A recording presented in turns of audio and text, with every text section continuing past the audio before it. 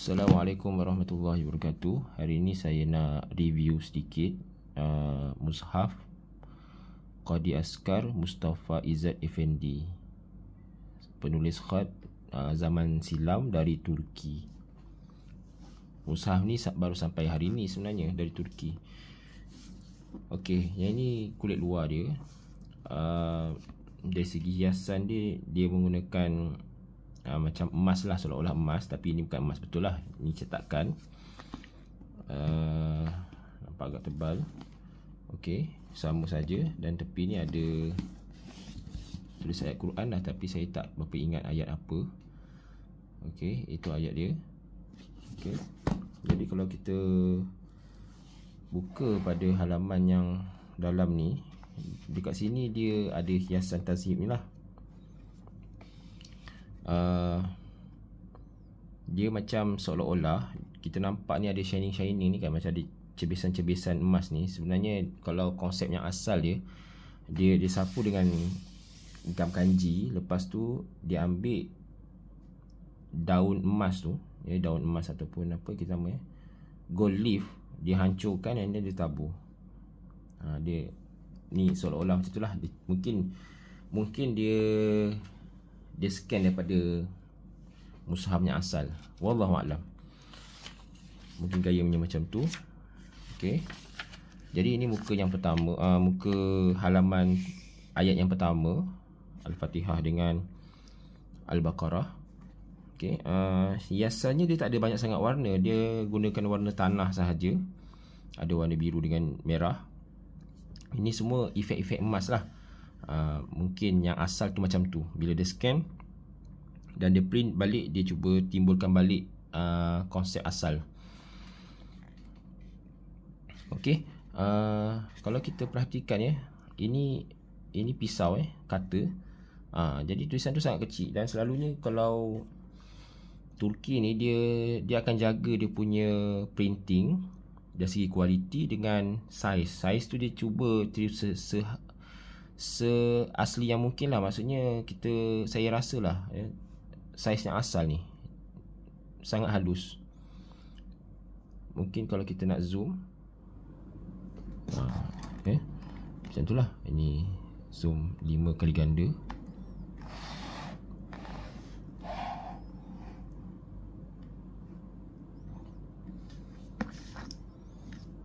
Okey, tengok.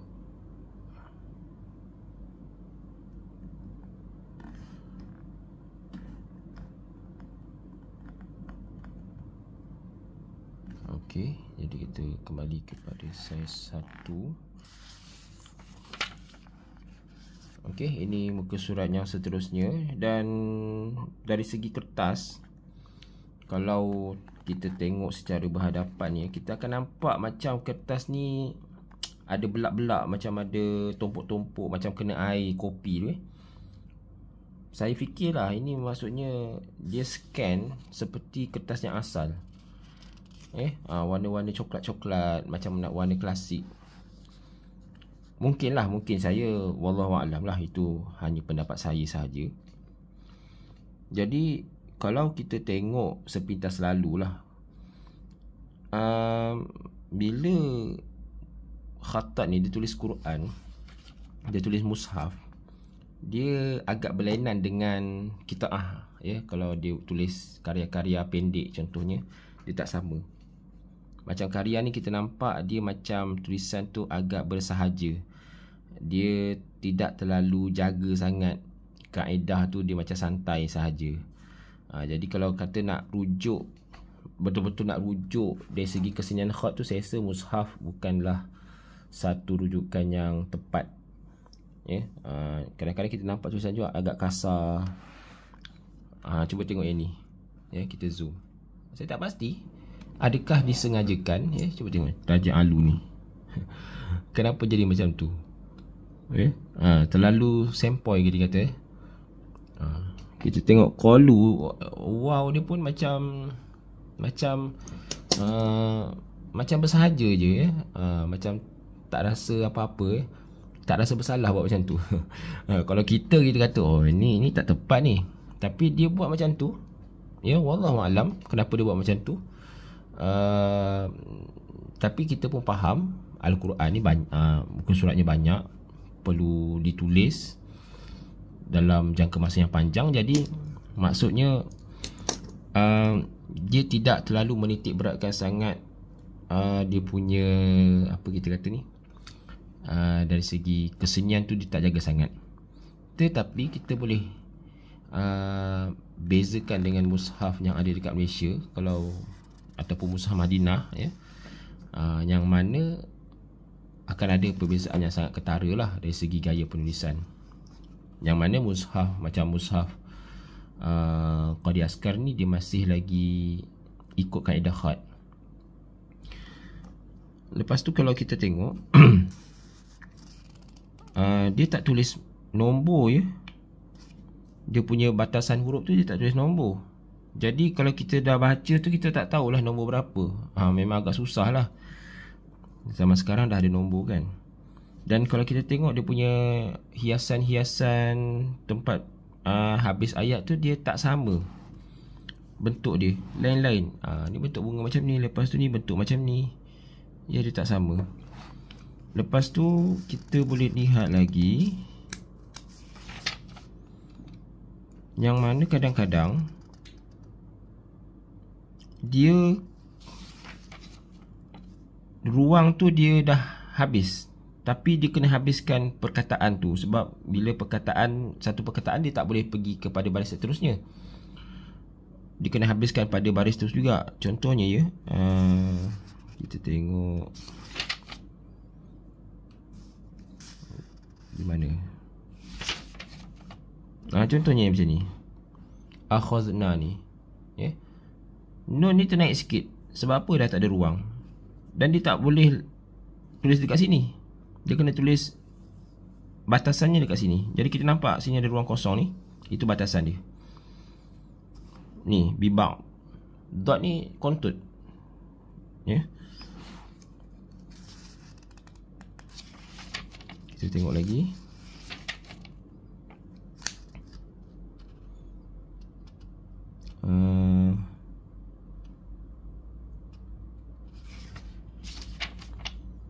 Ni.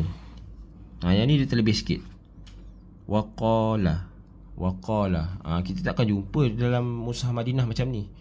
Yang ini hanya kita jumpa pada mushaf-mushaf yang klasik. Lepas tu, selalunya bila kita baca Quran, kita akan habiskan pada muka surat dekat hujung ni, mesti dah habis ayat tu. Tapi kita tengok sini, okey, yang ni dah habis kat sini. Kita tengok muka surat seterusnya. Ni contohnya kat sini, dia tak habis lagi. Dia kena sambung di sebelah. Ayat dia masih ada lagi. Okey. Contohnya yang ni. Ayat ni tak habis. Nampak tak? Dia tak ada bulat kat situ. Sini baru habis. Jadi dia tidak mengikut. Jadi satu muka tu dia tak semestinya habis perkataan ayat tu. Dia boleh bersambung pada muka surat seterusnya. Yang itu kita takkan jumpa pada mushaf-mushaf zaman sekarang. Semua mushaf zaman sekarang dia dah standard. Dia akan habiskan pada muka surat yang tersebut lah, ya. Kemudian apa lagi yang kita nampak kelainan? Okey, lepas tu dia ada tanda yang ini. Wallahu alam, saya pun tak apa familiar lah pasal tanda ni. Sama adakah dia hizib ataupun adakah dia rubuk ke, adakah dia tempat rukuk ke. Tempat rukuk ke tempat sujud, saya tak ingat. Tempat rukuk kan. Contohnya bila kita imam tu dia akan sepatutnya dia berhenti pada ayat tu. Yang ni wallahu alam. Kita tengok tempat dia punya apa ni, dekat mana dia punya tanda juzuk dia.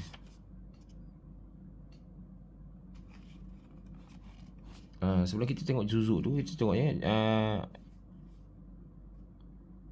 selepas perkataan akhir ini dia akan sambung dengan wal malaikah.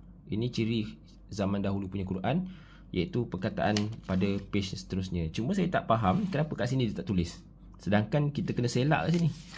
Secara logiknya sini pun ada perkataan kan, tapi kenapa tak ada kat sini? Mungkin ada yang boleh tolong jawab. Ini bi ihsan ni, bi ihsanin. Dia dah terlalu sempit ruang dia terpaksa buat macam tu juga. Dia nak habiskan perkataan bi ihsan ni. Saya pun tak faham juga macam mana dia boleh susun Kenapa dia tak nak panjangkan ilaihi ni, habiskan bi ihsan kat sini. Sedangkan dia tidaklah mengikut kita kata dia taklah mengikut macam Mushaf Madinah, dia kena habiskan ayat tu kat sini. Wallahu a'lam Mungkinlah dia Mushaf ni dia tiru Mushaf sebelum dia. Mungkin macam itulah dia ikut kan. Ni dia naik atas kat sini. Wadolalah bil huda. Lata kat atas. Kita cari dia punya juzuk dia kat mana. Tak jumpa lagi.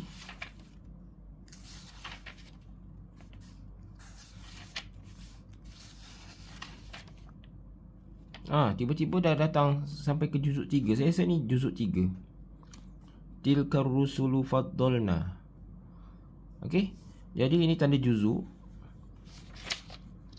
Dan juzuknya bukan start daripada atas. Dia tak start daripada atas, tapi dia start daripada tengah-tengah. Dia tak ada terikat dengan kedudukan.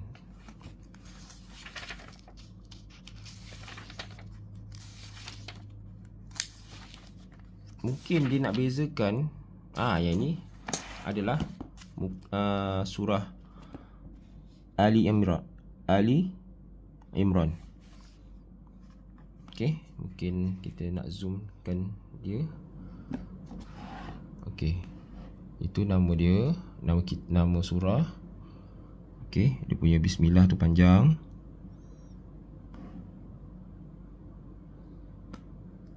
Okey.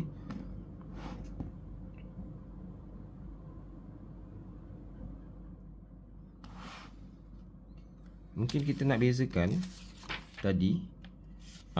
Ini hiasannya macam ni. Dia tak tebal kat sini kan. Dia halus kat sini.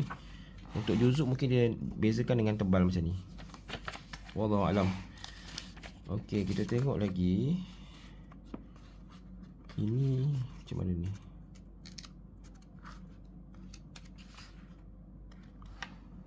Tapi yang ni pun hiasan dia tebal juga. Tapi bukan juzuk Okey, kita cuba selak lagi.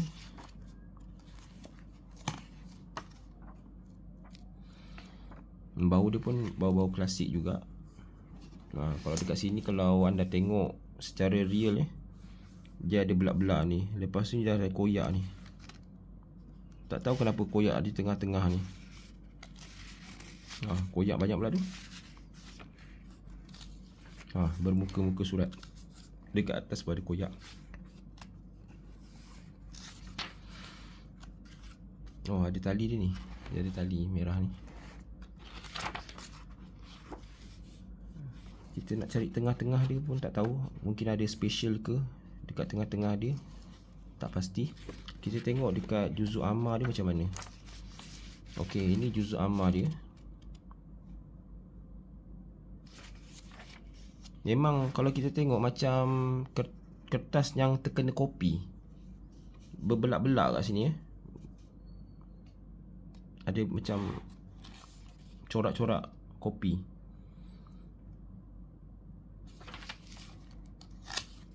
Okey. Macam ni saya rasalah kalau dalam Mushaf Malaysia tak akan buat macam ni kot. Jahir macam ni, berlapis-lapis macam ni. Wallahu a'lam. Saya pun tak apa ingat sangat. Macam ni kita takkan jumpa. Dia maksudnya di sini dia tidak memberi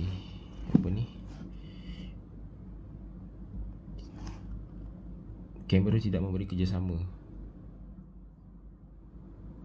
Okey. Ni Jahim ni. dia buat berlapis macam tu ya. Sampai berapa lapis tu? Lam, Jim, Ha, 3 lapis. Itu tidak berlaku dalam mushaf yang ada dekat Malaysia ataupun mushaf Madinah.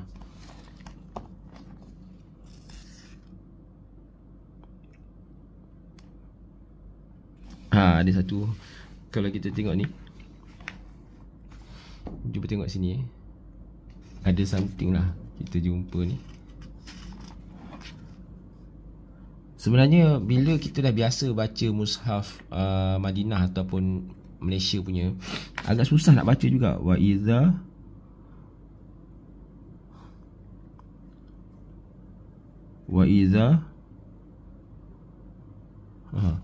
tak boleh baca saya, ya Allah.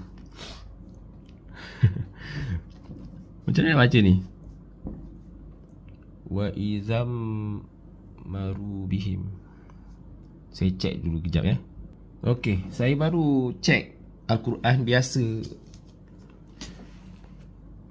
Wa iza marru bihim. Jadi anda boleh lihat ya, dia kalau mushaf Turki yang lama ni, dia tak jaga pun. Dia tak jaga pun baris tu letak mana ya. Jadi dia agak susah untuk orang biasa nak baca. Sebab kita faham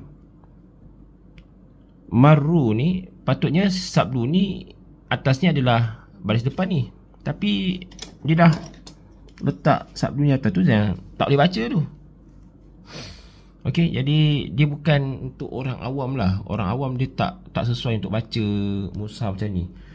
Kalau nak rujuk khat mungkin boleh lah ya. Wa iza marru bihim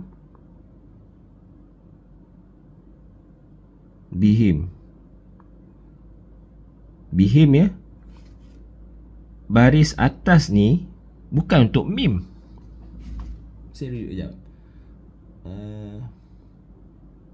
Betul. Patutnya baris mati ni dekat atas mim ni. Tapi baris fathah ni adalah ya punya ni. Yataghamazun.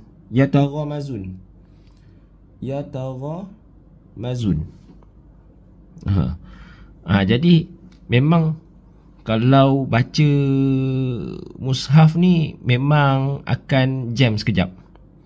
Bukan jam sekejap, jam banyak jugalah. Jam lama juga, kena buka juga mushaf yang biasa kita baca. Lepas tu dekat sini dia mungkin dia terlupa ke nak letak tanda bunga ni kan untuk ayat ni habis. Dia buat macam tu je, bulat je. Lepas tu ada ayat seterusnya, wa izan qalabu. Okey. Jadi mungkin ada yang tanya, boleh ke kita tulis macam ni? Wa iza gaya macam ni kan, baris tu tak ikut kepada kedudukan. Okey, ini pendapat saya lah ya. Bukan semua benda kita boleh tiru apa yang khatat terdahulu tulis ya. Sebab kita ni sebagai orang yang terkemudian, bila kita buat satu benda yang pelik, nanti orang akan cakap macam-macam. Cakap sesat, salah. Jadi jalan selamat, kita elakkan tulis macam ni ya. Elakkan tulis macam ni.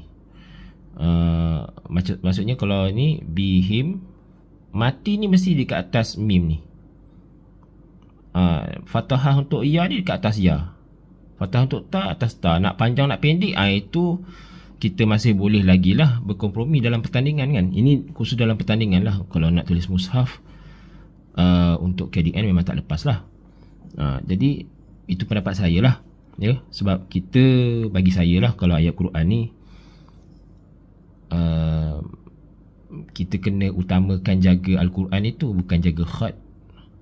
Bukan kita jaga seni ya. Kita jaga dahulu hak Al-Quran itu sendiri, supaya dia tak menjadi salah dari segi bacaan, orang lain boleh baca ya. Kalau kita tulis tu barisnya dah lari, tapi kita gunakan hujah, dulu khatat terdahulu buat tak apa pun, Itu khatat terdahulu. Bila kita rasa ada benda yang lebih bagus, lebih baik untuk kita perbetulkan, maka kita buatlah benda yang lebih bagus tersebut. Itu sekadar pandangan saya lah, ya. Kalau ada rasa tak setuju ataupun ada pendapat lain, boleh bagi tahu. Okey, ni pada ruangan-ruangan yang terakhir akan banyaklah dia punya perhentian-perhentian dia.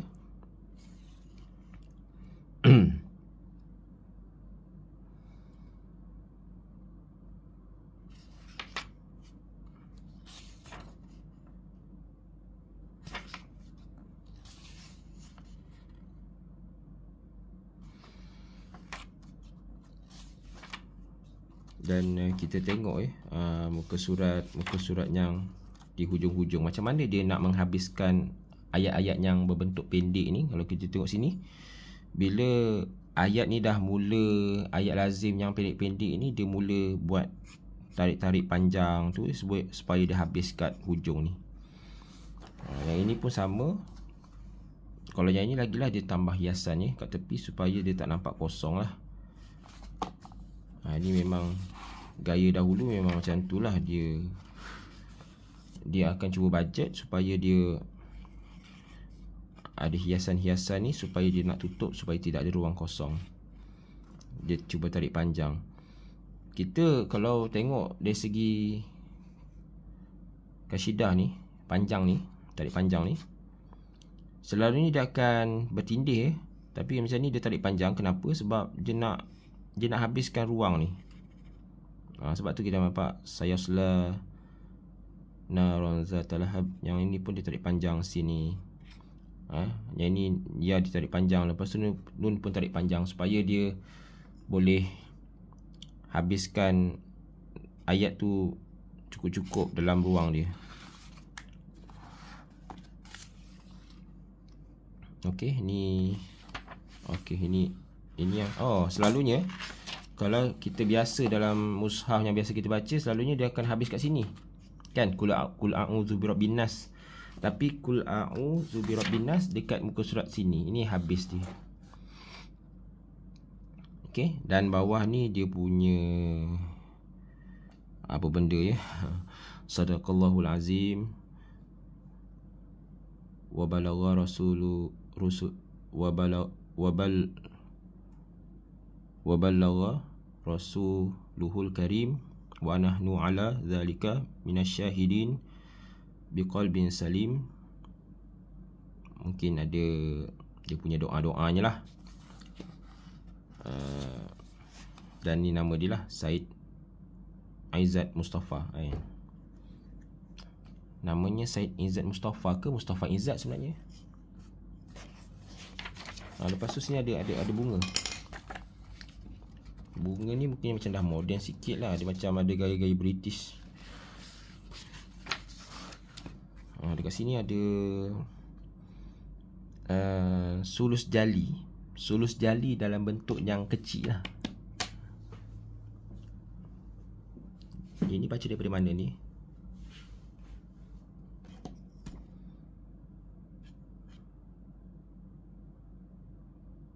Sultan Abdul Hamid Khan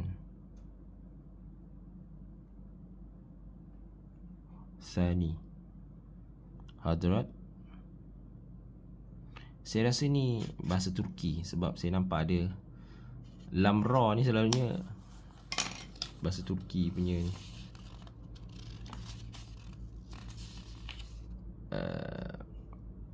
Okey. Lepas tu ada apa ni?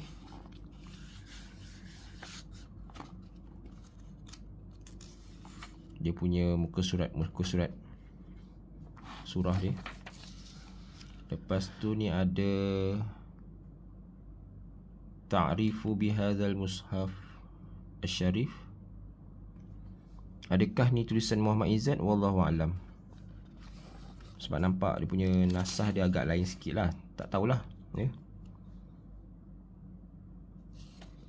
Adakah orang yang sekarang ni tuliskan ke? Saya tak pasti. Saya dah agak dah. Bukan tulisan dia, iaitu tulisan Hamid Al-Amidi kat sini. Ya. Nampak ni? Hamid. Sebab nasahnya dia pun dah lain, ya. Tapi tak sangka pula Hamid Al-Amidi yang tulis benda ni. Malah Hamid Al-Amidi pun ada dia punya mushafnya juga. Ada mushafnya. Tak ada kat sini. Okey, ni dia punya lajnah dekat Turki lah, dia punya pentasihnya. Ada chop ni. Okey, dan habislah. Cetakan daripada Ankara, Turk Matbaacilik Sanay. Okey, setakat itu saja. Sekian. Assalamualaikum warahmatullahi wabarakatuh.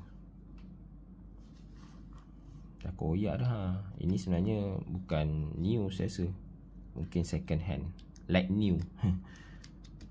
Okey.